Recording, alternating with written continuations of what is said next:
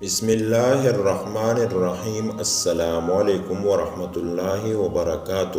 ہمارے نبی کریم صلی اللہ علیہ وسلم نے ہمیں بتایا کہ دعا مانگنا بھی ایک عبادت ہے۔ جب ہم اللہ تعالیٰ سے دعا مانگتے ہیں کہ اے اللہ ہماری مدد فرما، تب نہ صرف ہماری نماز مکمل ہوتی ہے بلکہ ہمیں نیکیاں ملتی ہے۔ ہمیں ہمیشہ اللہ کی مدد کی ضرورت ہوتی ہے۔ اللہ نے ہمارے مانگے بغیر ہی ہمیں بے شمار نعمتوں سے نوازا ہے، اس کے باوجود ہم ہمیشہ اللہ سے مدد مانگتے ہیں۔ جب ہم بیمار ہو، کسی مشکل میں ہو یا ہم اپنی کسی خواہش کے خاطر خاص مدد کے طلبگار ہو، بس اس لیے ہمیں یہ سیکھنا ہے کہ اللہ کو کیسے پکارا جائے۔ آج کی کہانی ہمیں سکھائے گی کہ دعا کیسے مانگی جائے۔ ایک دفعہ 3 دوست سفر پر نکلے۔ وہ ایک طوفان میں پھنس گئے اور ایک پہاڑ کے اندر غار میں پناہ لی۔ جلد ہی ایک چٹان گری اور غار کا منہ بند ہو گیا اور وہ باہر نہ نکل سکے۔ وہ بہت پریشان ہوئے۔ انہوں نے چٹان ہٹانے کی کوشش کی مگر بے سود۔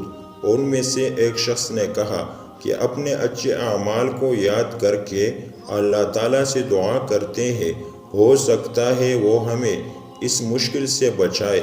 ایک دوست بولا، اے اللہ، میں اپنے بوڑھے ماں باپ، بیوی اور چھوٹے چھوٹے بچوں کی دیکھ بھال کرتا ہوں۔ میں سارا دن اپنے ریوڑ کی دیکھ بھال کرتا ہوں۔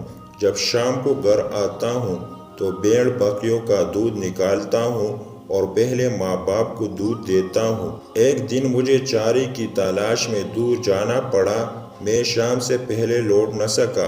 واپسی پر ماں باپ کو سوتے پایا اور میں ان کے سرہانے خاموشی سے کھڑا رہا کہ ان کے آرام میں خلل پیدا نہ ہو۔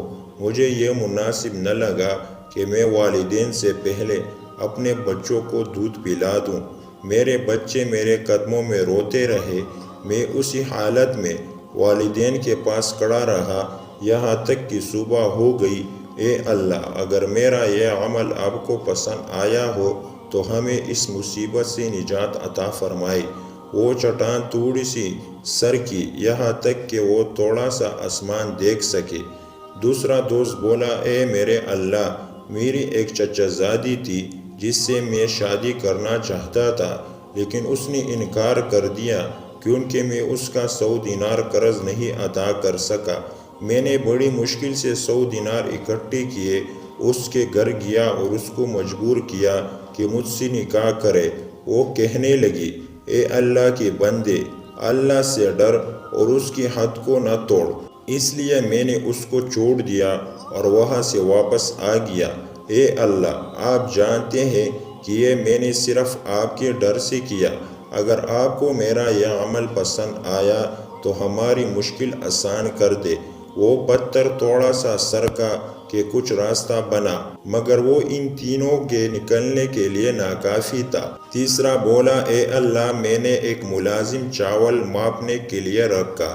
جب اس نے اپنا کام ختم کر لیا تو میں نے اس کو چاولوں کی شکل میں معاوضہ ادا کیا مگر اس نے قبول نہ کیا اور چلا گیا۔ تو میں نے ان چاولوں کو بیچ بو دیا۔ میری فصل بہت اچھی ہوئی کہ میں امیر ہو گیا۔ میرے پاس گائے اور بھیڑ بکریوں کی ریوڑ تھی۔ ایک دن وہ ملازم آیا اور کہنے لگا، اللہ سے ڈرو اور میرے مال میں کوئی ظلم مت کرنا۔ میں نے اس کو کہا، یہ گائے اور بھیڑ بکریاں لے جاؤ۔ وہ کہنے لگا، اللہ سے ڈرو اور میرا مذاق مت اڑاؤ۔ میں نے کہا، میں تمسخر نہیں کر رہا بلکہ تم یہ مال لے جاؤ۔ وہ لے کر چلا گیا۔ اے اللہ، آپ جانتے ہیں یہ عمل میں نے آپ کی رضا کے لیے کیا۔ اگر میرا یہ عمل آپ کو پسند آیا تو ہماری مشکل آسان کر۔ وہ پتھر سرکا یہاں تک کہ غار کا منہ کھل گیا۔ اگر ہم بھی اپنے اچھے اعمال کو یاد کریں اور اللہ سے دعا کریں تو اللہ ہماری دعا قبول کریں گے۔ دعا مانگنے کا بہترین وقت اذان کے بعد، فرض نماز ادا کرنے کے بعد، جب بارش ہو رہی ہو یا جب کوئی شخص بیمار ہو۔